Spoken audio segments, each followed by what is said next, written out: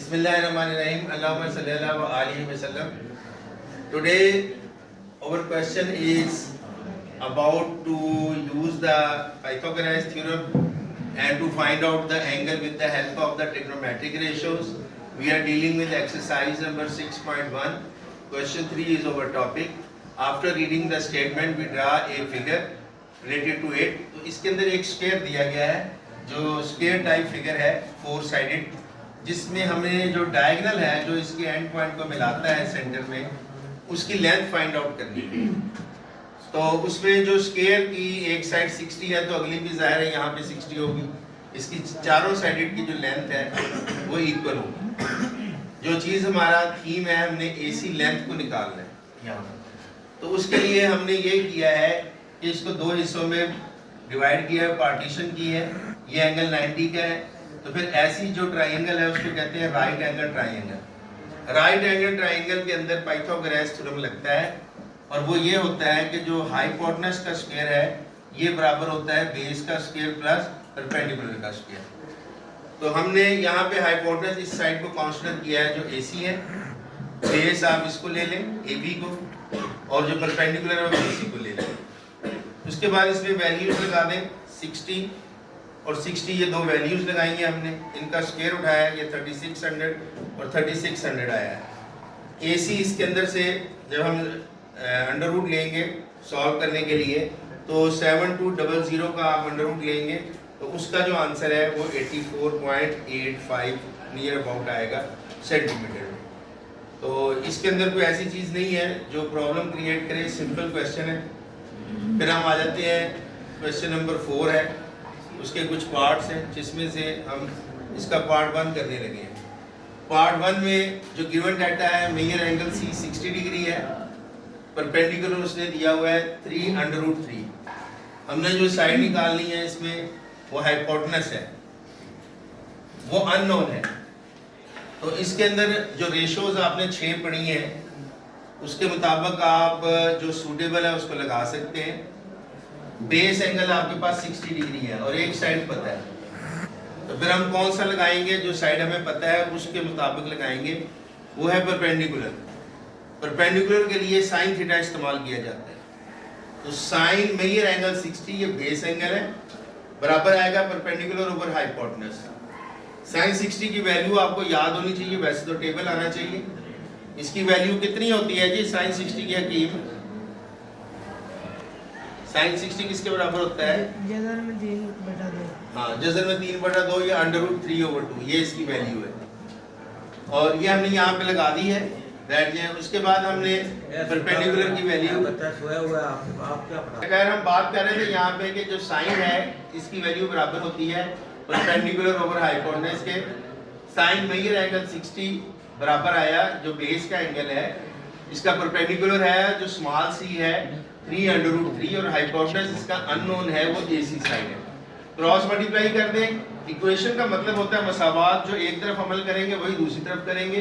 √3 यहाँ पे था, दूसरी साइड पे था, वो कैंसिल कर सकते हैं, चाहे डिवाइड करके कर दें चाहे ऐसे ही कर दें। उसके बाद क्रॉस मल्टीप्लाई करें, इसमें से b की कीमत आ जाएगी 6। एक चीज हमने फाइंड आउट कर ली है। अब हमने निकालना है दूसरी जो साइड है आपके पास बेस A।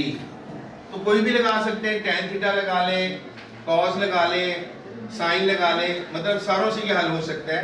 पर हमने इसके ऊपर TGT अप्लाई किया है, ये बल्कि ये किया है। दो मेथड है हमारे पास, एक बाय पाइथागोरस थ्योरम है, एक है हमारे पास ट्रिग्नोमेट्रिक रेशियोज वाला जी। ट्रिग्नोमेट्रिक रेशियोज में cos मेजर एंगल 60 बराबर आएगा बेस ओवर हाइपोटेनस। तो इसके अंदर से 1/2 बराबर आएगा A/6। क्रॉस मल्टीप्लाई करेंगे तो A बराबर आ जाएगा 3 के कटिंग के बाद। फिर आप दूसरा इसमें लगाएं TGT लगाएंगे तो ये आप बताएं जरा PGT क्या है? तो पीछे से बताएं जरा PGT किसको कहते हैं? हाँ जी मोहम्मद अली, आप बताएं। Pythagoras theorem. Pythagoras theorem. और पाइथागोरस थ्योरम की स्टेटमेंट क्या है, कैसे लिखते हैं उसको? सारी हाइपोटेनस का स्क्वायर बराबर बेस का स्क्वायर प्लस परपेंडिकुलर का, ये होती है उसकी स्टेटमेंट। बैठ के तो हमने वही लगाया है, हाइपोटेनस का स्क्वायर आया a का स्क्वायर प्लस c का स्क्वायर। इसमें इसकी वैल्यू लगा दी है आपने, b की भी और c की भी। a स्क्वायर एक तरफ कर लिया है, मैथमेटिकल कैलकुलेशन अप्लाई करें, इनके स्क्वायर उठाएं, उसके बाद इसका माइनस करें, 37 में से 27 निकालें, क्या रह जाएगा 9। 9 बराबर है a स्क्वायर के, तो a कितना आया 9 स्क्वायर, 9 कितना आया? अगर a स्क्वायर 9 के बराबर है तो अकेला a किसके बराबर है 3 के बराबर। दोनों साइडों का स्क्वायर रूट लेंगे, ये हमने स्क्वायर रूट लिया है, स्क्वायर रूट लेंगे तो a बराबर किसके निकलेगा 3 के। माइनस इसलिए लिया है कि डिस्टेंस कभी नेगेटिव नहीं होता, उस साइन को इग्नोर कर देंगे।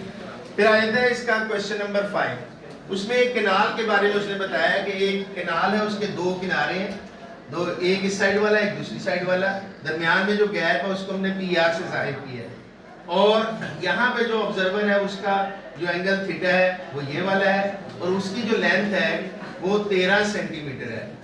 इसका Q का और R का फासला 5 सेंटीमीटर है। हमने यहाँ पर ये गिवन डाटा है हमारा, QR 5 सेंटीमीटर, PQ जो है वो 13 सेंटीमीटर। जो चीज हमने निकालनी है PR निकालनी है। मेजर एंगल PQR भी हमें बाद में फाइंड आउट करना है। तो इसके लिए पहला आसान हल ये है कि दो साइडें दी हुई, तीसरी निकालनी है। सबसे आसान है कि आप PGT लगाएं, उसमें PGT लगाएंगे तो QP का स्क्वायर आ जाएगा, QR का स्क्वायर जमा PR का स्क्वायर। इसमें वैल्यू लगा दें 13 का स्क्वायर, यहाँ से 5 का स्क्वायर, ये आ गया PR का स्क्वायर। उसको इस तरफ शिफ्ट करें, 13 का स्क्वायर क्या होता है 169, 5 का क्या होता है 25, 169 में से 25 निकाले तो क्या आता है 144। 144 का आपने स्क्वायर रूट उठाना है, अंडर रूट, क्योंकि PR की वैल्यू चाहिए, PR नहीं चाहिए। वो जब उठाएंगे तो कितना आएगा 12 आ जाएगा। अब इसके अंदर दूसरा आप मेथड भी लगा सकते हैं, ये tan आपने लेना है जब एंगल फाइंड आउट करना है थीटा, तो इसके लिए tan निकाल लें। tan measure angle PQR perpendicular over base आएगा, परपेंडिकुलर ओवर बेस होता है, tan में हाइपोटेनस नहीं होता। तो 12/15 किया हमने, इसमें से थीटा जब निकालना है तो tan का इन्वर्स उठाया दूसरी साइड पे जाके। सेकंड फंक्शन या शिफ्ट दबाना है आपने कैलकुलेटर से, तो फिर वो tan इन्वर्स उठाया जाएगा। tan इन्वर्स उठाएंगे तो उसका फिर आंसर हमारे पास 67 पॉइंट समथिंग या 37 जो भी है। ये 3 पार्ट किए हमने, बाकी आप लोगों के लिए होमवर्क है। Yes sir.